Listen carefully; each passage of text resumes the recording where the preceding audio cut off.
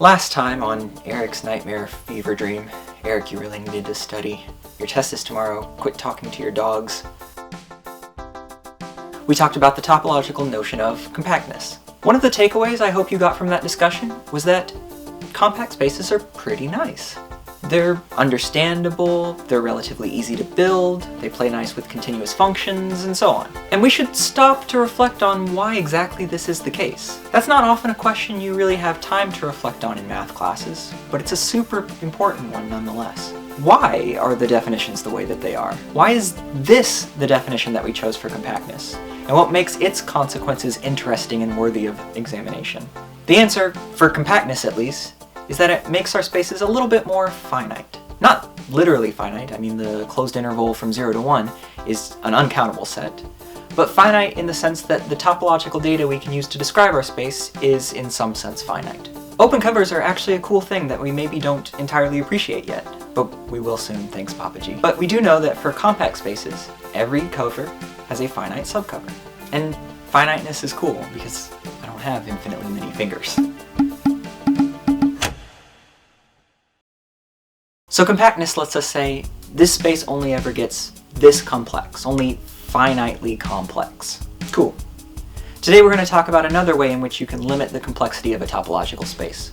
It's called the countability axioms.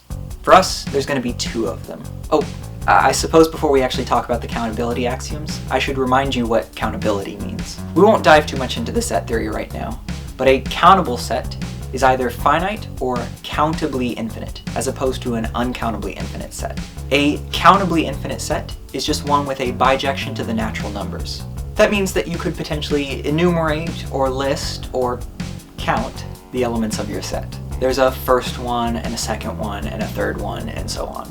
There may be infinitely many, but given any natural number you like, there exists a corresponding element, and conversely every element is paired up with some natural number.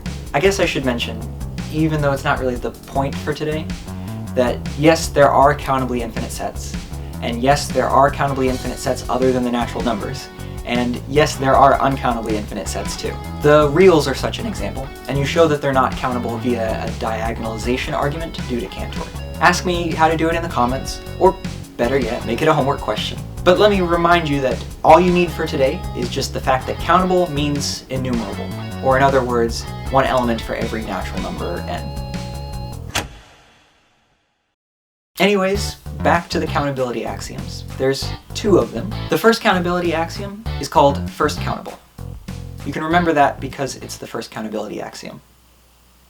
A first countable space is a space that has a countable neighborhood basis for every point in that space. All that means is that if you pick a point x in your space, then there's a countable collection of neighborhoods of x, such that if you throw me any neighborhood of x at all, then I can fit one of my neighborhoods from the countable collection inside of yours. What's an example, Eric? You ask. Please, let me go at my own pace.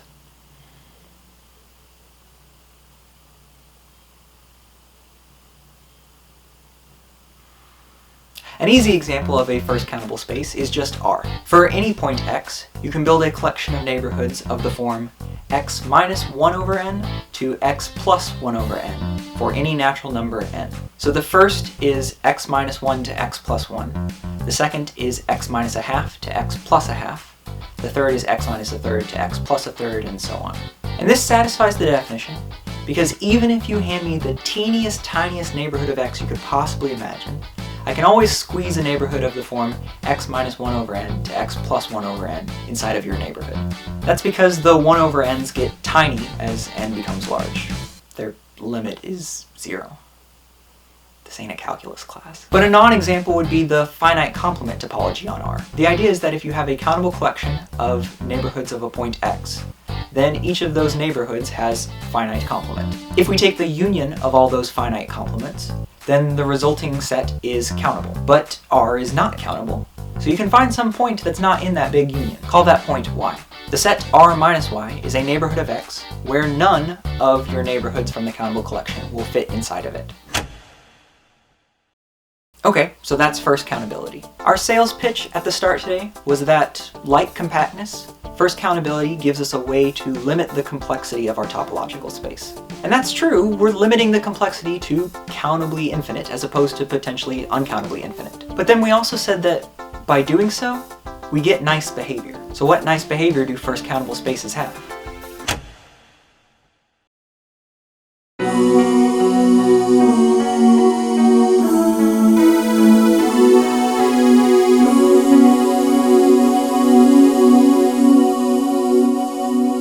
Let X be a first countable space. A sequence X sub n in A, which is a subset of X, converges to little x if and only if little x lives in the closure of A. A function f from x to y is continuous if and only if, for every sequence little x sub n that converges to little x in big X, f of little x sub n's converge to f of little x in y. What's really neat about this theorem is that we already know half of it. We know that if x sub n converges to x, then x lives in the closure of A, because x is a limit point. And if f is continuous, then the fact that x sub n converges to x implies that f of x sub n converges to f of x. Those statements are true no matter what. What this theorem says is that in first countable spaces, the converse is also true. If you want to know when functions are continuous, or when points are limit points of a set, then it's enough to just check via convergent sequences. The proof is not too bad. For the first claim, we want to show that if x lives in the closure of A, then there's a sequence in A that converges to x. All we have to do is put a countable neighborhood basis around x, and then the elements of our sequence are going to be chosen from this countable neighborhood basis, where they also live in A. That is a sequence that lives in A, and it converges to x because this countable neighborhood basis zooms in closer and closer to x. For the second claim, we want to show that if you hand me any sequence x sub n that converges to x, and we find that f of x sub n converges to f of x, then it needs to be the case that f was continuous. We'll show f is continuous by showing that for any subset A, f of the closure of A is contained in the closure of f of A. This is an equivalent definition of continuity that we claimed a long time ago and I asked you to prove. You did prove it, didn't you? Anyways, here goes. If f of x lives in f of the closure of A, then x lives in the closure of A, and that means that there is a sequence x sub n in A that converges to x by the last claim we just did. That means that all of the f of x sub n's live in f of A, and therefore by convergence, f of x is a limit point of f of A. Thus, f of x lives in the closure of f of A. But that's exactly what we wanted to show.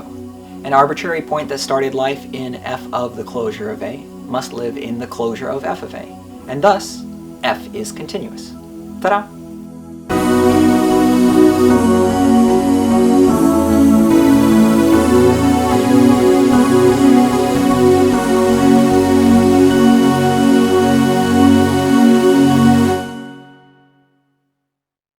Let's talk about the second countability axiom. It's called third countable. Just kidding.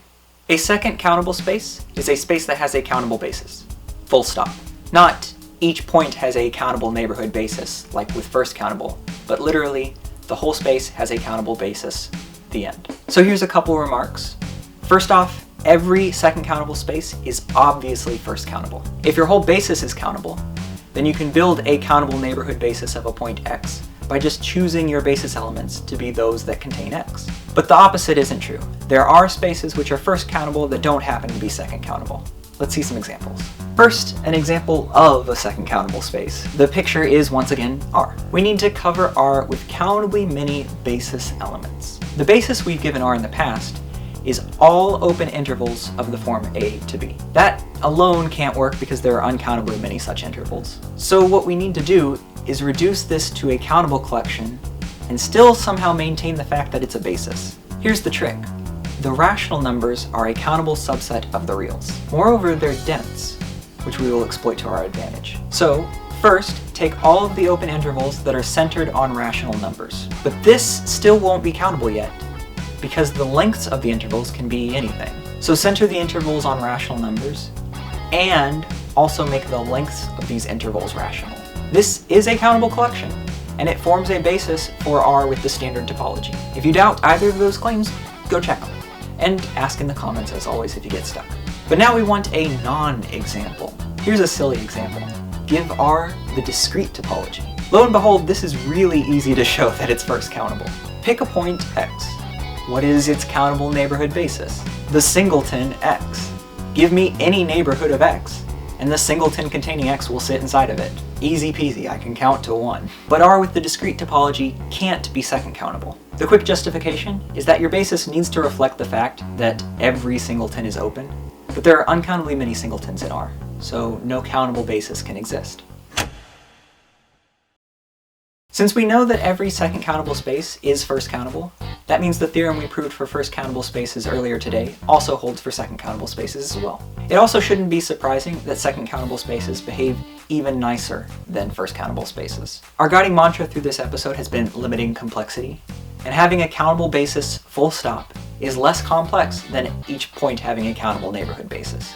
If there are uncountably many points, then the data of first countability is going to be more complicated than the data of second countability.